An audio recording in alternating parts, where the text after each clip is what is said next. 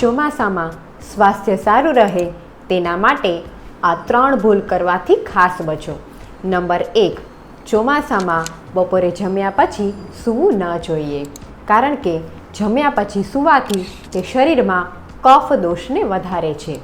મિત્રો, કફ દોષ વધવાથી આપણા શરીરમાં આળસ આવે છે, આપણું પાચન નબળું પડે છે અને તેને પરિણામે પેટમાં ગેસ થવો કે જમ્યા પછી પેટ ભારે લાગવું જેવી સમસ્યા થાય છે. નંબર 2, ચોમાસામાં વ્યાયામ એટલે કે વધુ પડતી એક્સરસાઇઝ ન કરવી જોઈએ. આપણે બધા જ જાણીએ છીએ કે ચોમાસામાં વાત દોષ વધે છે. જ્યારે આપણે હેવી એક્સરસાઇઝ કરીએ છીએ ત્યારે આપણા શરીરમાં વાત દોષ ખૂબ વધી જાય છે અને શરીરમાં અનેક પ્રકારના રોગો કરે છે. નંબર 3, ચોમાસામાં કાચું સલાડ ન લો.